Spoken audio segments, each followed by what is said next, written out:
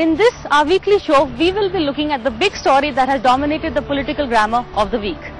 In addition, we will also be talking to a leading political personality. This week, we shall be talking to a young and promising union minister. And we shall also be looking at how the question of who is running the government, Sonia Gandhi or manmohan Singh, once again took center stage. But first, as the Congress gets ready to celebrate 9 years of government, I met with the union minister who, as a key member of Team Rahul, is poised to play a crucial role in the future of the Congress. At a time when the Congress is set to celebrate 9 years of government, we have with us one of the bright new young faces of this government. I will be talking to Minister of State for Home, Ratanjit, Pratap, Narain Singh. But before we talk to him, a word about Rpn Singh. He's been a 3-time MLA. He's also been the president of the Youth Congress in Uttar Pradesh. He has handled 4 portfolios at the centre, out of which one of his most important has been the Home Ministry. I think the Home Ministry has been his most crucial test.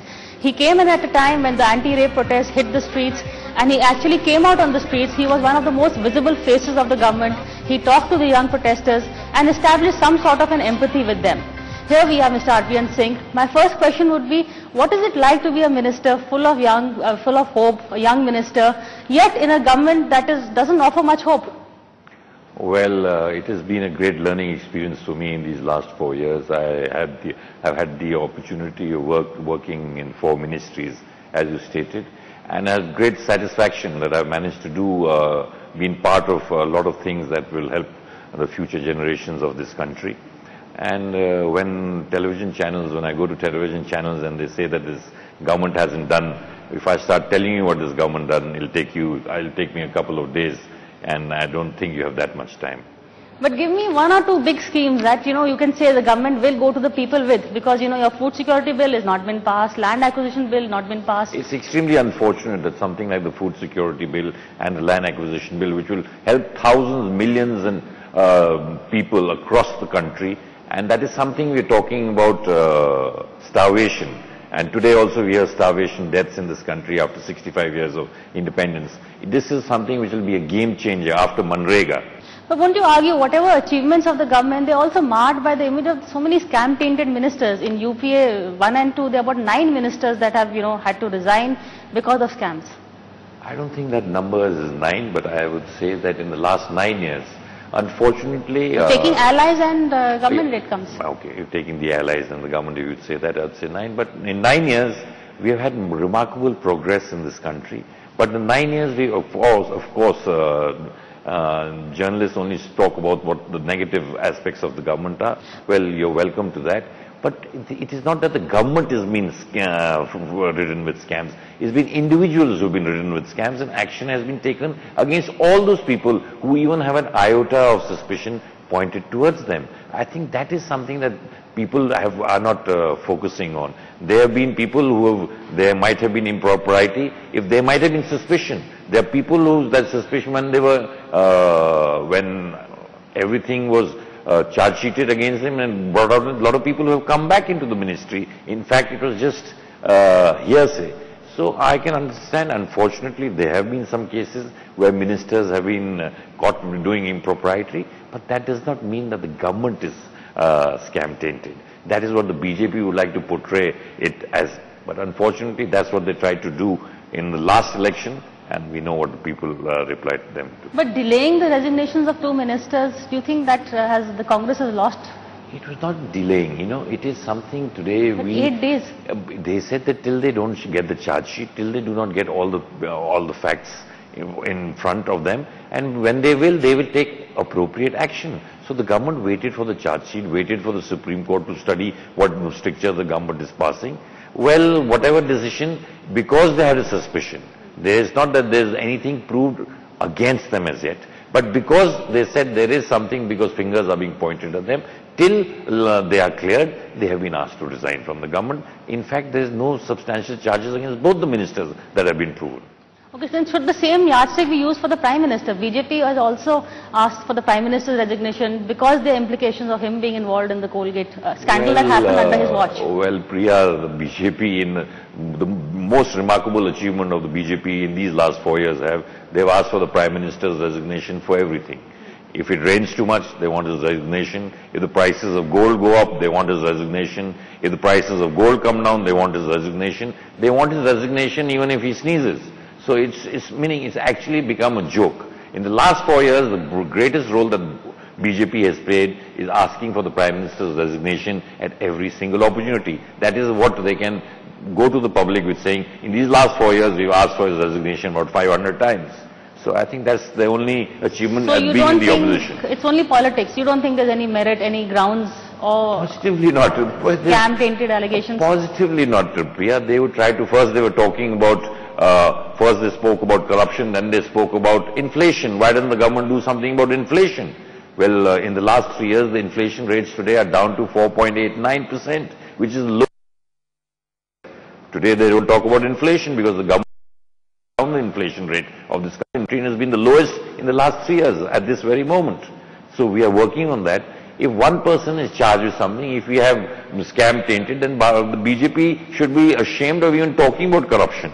You know what happened to them in Karnataka? We've had 2 BJP presidents resigning because of corruption. That is when they were not even in power. So can you imagine they're in scams when they're not in power? And if, God forbid, if the government, if they come into power, what they will do to this country? But their argument is that, at least we made our people resign. Congress is brazen. They're not wanting to make anybody resign. I mean, the Prime Minister is not resigned. But there's no charge against the Prime Minister. But if his PMO official went and fiddled in the CBI charge sheet. But what has there been any stricture against the PM against any way? Has any finger been pointed at the Prime Minister in any way? I feel See, Ashwini Kumar resigned because he fiddled with the CBI charge sheet. No, he didn't fiddle. See, the thing is, Priya, he didn't fiddle with the charge sheet. He went and looked at it. But what was put in front of the Supreme Court, the report that was put in. That was the independent CBI report that went to the Supreme Court. Whatever kind of discussion he had, no report was fiddled. That is the charge that general... the soul of the report, heart of the report was changed. No, the report that has gone to the court, no heart of the report has changed. That the CBI has given, the CBI director himself has given an affidavit saying the report that was filed against the CBI, nothing was changed. But yet the court has ruled the heart has changed. That is, he said, if the suggestions, if we had listened to what the law minister was saying. But the law minister's review was not put in that. He can have a suggestion. It's not necessary that you take it. You might have a suggestion for me. I might take it, I might leave it.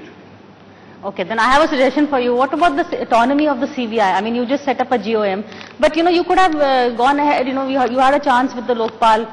Why is we have already passed the Lokpal in the Lok Sabha, as you're very much aware. But you haven't pushed for it. We pushed for it in the Rajya Sabha, but the BJP is adamant to make it uncomfortable for us because we don't have that kind of numbers in the Rajya Sabha. But we had it passed in the Lok Sabha. It is waiting in the Rajya Sabha to be passed. But when the Prime Minister really wants something, he gets it done, like the nuclear bill. Doesn't he want the Lokpal? But everybody was supporting us in the nuclear deal. Ultimately, but in this, the Lokpal bill, the BJP does not. Whenever the CBI does a case against a congressman, the CBI is impartial.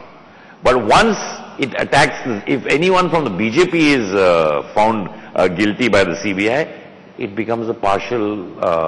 It is working on the. It becomes the Congress Bureau of Investigation. So I think the BJP should actually judge it by the same yardstick. If their leaders are getting, today we have a Rajasthan, one of their senior leaders being charge sheeted by the CBI, and they're saying, no, this is political action is being taken by the Congress. But when the CBI does a case against the Congress party or any Congress leader, they say, no, the CBI is doing a very good job. So the BJP should be clear on that, Priya. Okay, some more clarity now that we're talking about clearness. What about the Congress? We've heard, all along in the last 9 years, we've heard about these two power center debate, even recently, as much as last week when the two resignations happened, BJP spokesperson Bhakta Charan Das told us, ye Sonia ji and Rahul ki wajah se hua hai. Why not Manmohan Singh? Then there was this big furor that PM was against the resignation. Janardhan Dwivedi came and gave a clarification. Well, what are the great achievements and great things that this UPA government has been able to do in the last 9 years is the kind of work both of them unitedly have pushed forward, all the kind of schemes that have been pushed through. It is the unity and the kind of single-minded thinking of both these leaders, be it the Prime Minister or the UPA chairman, have worked in tandem to give all these kind of schemes and the kind of good governance that this government has been able to give in the last 9 years.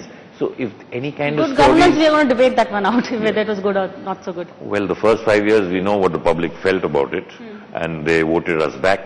And we've made some great strides even in this last 4 years. And we will go to the elections with all the kinds of good things we've done for this country. We'll go to the elections with that in mind. But you've already begun going to the people. This ad blitzkrieg that you unleashed recently, is it early elections? Why is the Congress? It's just that we're completing 4 years of this government. Every year you complete, we have great people do it after 1 year. If you see, whenever they complete, just now the Samajwadi Party completed 1 year. So there's great blitz, ad blitz, even in Delhi papers while it was completed in Uttar Pradesh. So that doesn't mean Uttar Pradesh is going for elections. It is after you complete a successful term, people go to things. In 4 years, we have a lot to share with the people of this country, what we have managed to achieve, regardless of what the main opposition party says. And that is something we want to highlight amongst the people, that in 4 years we managed to do this much. Okay, now to come back to, being young, today in this Congress, it's a good time to be young. This is the era of Rahul Gandhi, where now he's finally taken the first step. Do you think Rahul Gandhi should become the Prime Minister next time? Well, there is a great voice for saying that he should be projected as the Prime Minister in the next coming elections. But that is something the Congress party has clearly said, that once the elections are over and the Congress Legislative Party, the Congress MPs will decide who the Prime Minister is going to be. And so that is something, that's how it is. But we are very happy that he will be leading us in the next elections. He's already been elevated to the Vice President post, and he is taking keen interest in in leading the campaign, be it in Karnataka or be it now in the general elections. Do you see a Rahul versus Modi? We've already seen it begin at the CII. How do you see this shaping up? I would say this is more a media kind of bill. That it's not like American in India. It's not an American presidential form. Veering towards that. Last time we had Advani and Manmohan. I don't think it is something. I think Mr. Modi should look more after. He's been elected the Chief Minister of Gujarat. He should look after all the indices that are coming up in Gujarat. Otherwise, he might face the same fate that the BJP faced in Karnataka. So I think he should spend more time and try to fulfill all the promises he made during the Gujarat elections. Why don't more young ministers take an initiative? For instance, I recall after the rape protest, you actually took a bus ride incognito at night to see how safe are the Delhi buses and roads. I don't know if you've taken any more or what has been done I took one again after that. You took one again. What happens after these bus rides? Are there follow-ups on that route? No, this is just to find out what are the shortcomings. Have the lights been put? Have there been any barricades on the roads? And how do women feel on the road, in the buses, how they are feeling? It is just to get a basic input from what people who travel in these buses. Are there actually lights put up? Which I share with my ministry, and the ministry carries it forward. What was the first reaction as a woman? You think, were you shocked at the conditions that women in Delhi are facing even now? It is extremely unfortunate, just not in Delhi, it's the whole country. If you see the papers every day and you see the kind of violence that women have to go through every day, and even children have to go through every day. I can understand we have come out with a very, very strong bill which we promised to the people who were protesting, and we heard their voices, and he came up with a very strong bill. We can understand the police needs to do far more to make women feel more protected.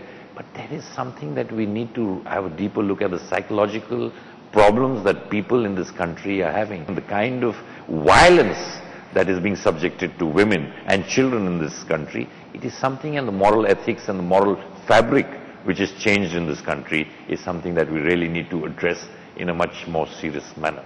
I mean, a strong bill would not help, because even after that... I think a strong bill will deter people from... but it hasn't really, it's not deterred. It's just come into being, but it is something I can understand. A strong bill and its deliverance, which will help and somehow make women feel more protected. Sensitization of the police force is extremely necessary, which is something that we are looking upon and trying to bring Yes, about we that. had a case recently of a policeman. Yeah, it's extremely unfortunate, and it's unfortunately that's in Uttar Pradesh, that comes in some state police. But that is something, and they have assured everybody that they're going to look into the matter. At any cost, no policeman should be raising his hand against any woman or child at any cost.